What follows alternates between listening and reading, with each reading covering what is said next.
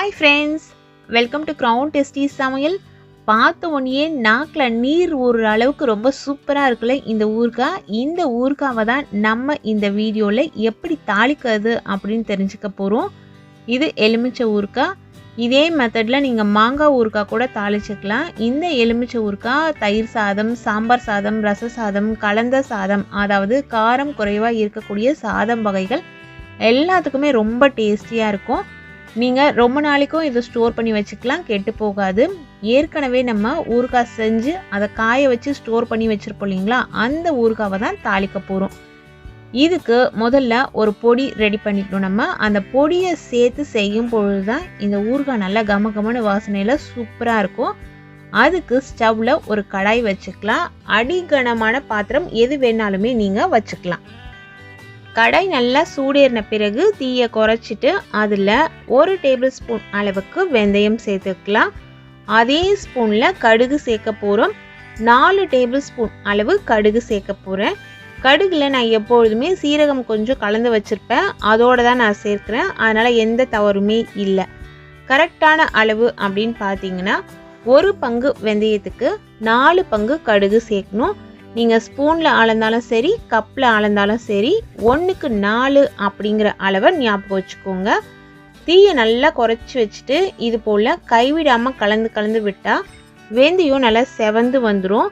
கடுகு நம்ம சேர்க்கும் பொழுது நல்லா டார்க் மெரூன் கலரில் இருக்கும் இல்லைங்களா, அது நல்லா வெடித்து பொரிஞ்சு இது போல் ஒரு கலருக்கு நமக்கு மாறி வரும். அது வரைக்கும் நம்ம வறுக்கணும். நல்லா ஆறட்டும். இந்த கடுகும் வெந்தயமும் நல்லா ஆறின பிறகு ஒரு காஞ்ச மிக்சி ஜாரில் சேர்த்து நம்ம இதை பவுடராக அரைச்சிக்க போகிறோம். நீங்கள் அம்மியில் இதை பவுடராக நுணுக்கி எடுக்கிற மாதிரி இருந்தாலுமே எடுத்துக்கலாம். எப்பொழுதுமே அம்மியும் உருளும் பயன்படுத்தி நம்ம செய்யும் பொழுது அந்த ரெசிபி ஒரு தனி டேஸ்ட்டில் இருக்கும்.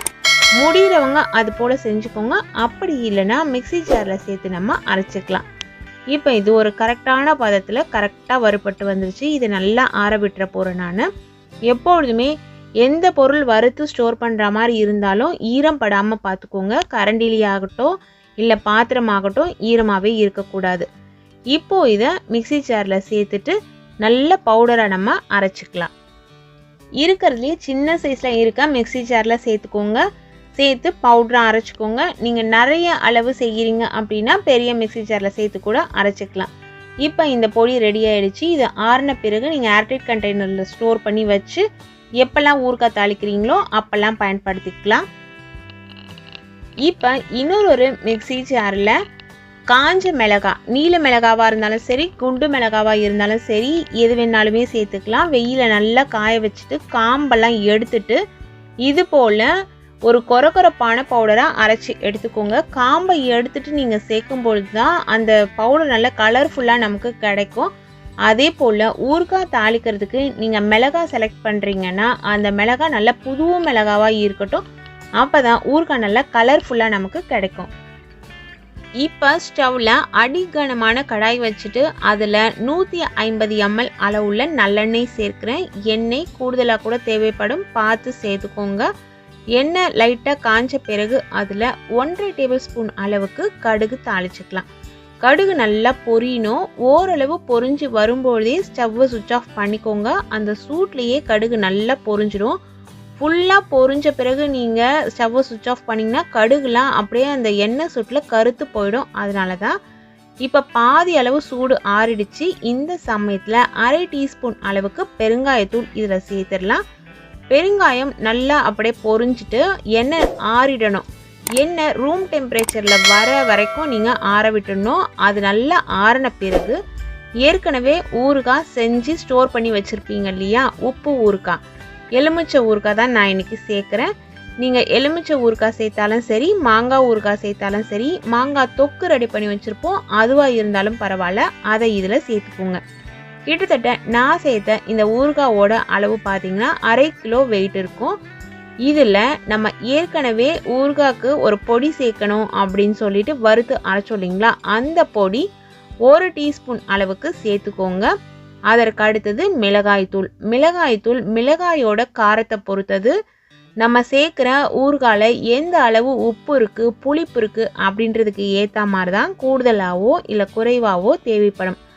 கிட்டத்தட்ட 100 கிராம் அளவுள்ள மிளகாய் இதுக்கு தேவைப்படலாம். ஏன்னா இந்த எலுமிச்சை பழம் நல்ல புளிப்பானது, இந்த ஊறுகாய் நல்லா புளிப்பாக இருக்கும். அதனால தான் இது போல் மிளகாய் தூளை இதில் சேர்த்துட்டு நல்லா கலந்து விட்டுட்டு நீங்கள் டேஸ்ட் பண்ணி பாருங்கள். இதில் உப்பு குறைவாக இருந்தாலும் உப்பு சேர்த்துக்கலாம், காரம் குறைவாக இருந்தாலும் காரம் சேர்த்துக்கலாம். கலந்து பார்த்த பிறகு தான் உங்களுக்கு தெரியும்.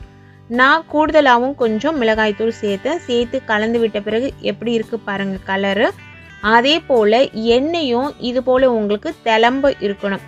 இது போல் எண்ணெய் இருந்தால் தான் ஊறுகாய் கெட்டு போகாமல் இருக்கும். எண்ணெய் குறைவாக நீங்கள் சேர்க்குறீங்க அப்படின்னா நீங்கள் ஊறுகாய் கொஞ்சம் கொஞ்சமாக தாளித்து 1 வாரம் 10 நாள்லேயே தீர்ந்து போகிற மாதிரி பார்த்துக்கோங்க.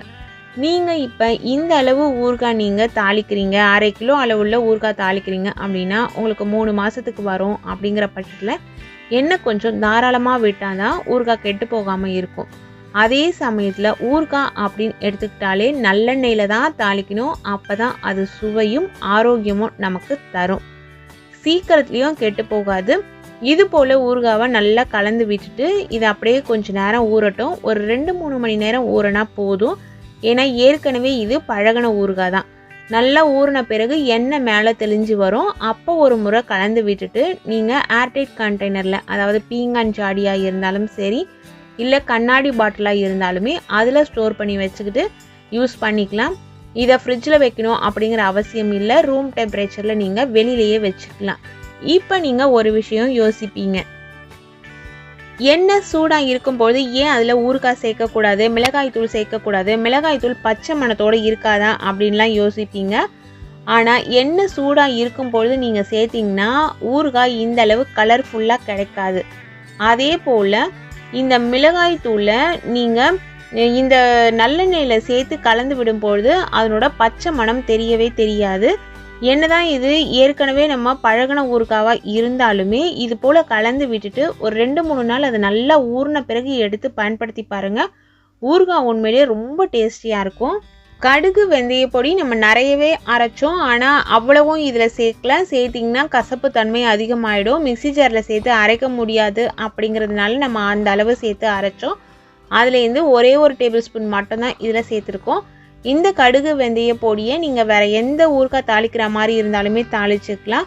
அது மட்டும் இல்லாமல் நீங்கள் குழம்பு வகைகள்லாம் செய்வீங்க இல்லையா, அதாவது இஞ்சி பூண்டு குழம்பு, மிளகு குழம்புலாம் வைக்கும் பொழுது இந்த பொடியை அதில் தேவையான அளவு சேர்த்துக்கிட்டிங்கன்னா, நிறைய சேர்க்கக்கூடாது, ஒரு 1/2 டேபிள் ஸ்பூன்லேருந்து 3/4 டேபிள் ஸ்பூன் அளவு சேர்த்துக்கிட்டிங்கன்னா அந்த குழம்போட மனம் ரொம்ப நல்லாயிருக்கும், உடம்புக்கு நல்லதும் கூட. நீங்களும் இதே அளவுகளோட இதே பக்குவத்தில் இந்த ரெசிபியை உங்கள் வீட்டில் ட்ரை பண்ணி பாருங்கள். உண்மையிலேயே அட்டகாசமான டேஸ்ட்டில் இருக்குங்க. இது போல் விதவிதமான சுவையான ரெசிபிஸ் தெரிஞ்சுக்கணுன்னு நீங்கள் விருப்பப்பட்டால் நம்ம சேனலை தொடர்ந்து பாருங்கள். சுவையாக சமைச்சு சாப்பிட்டு ஹாப்பியாக இருங்க. Thank you friends.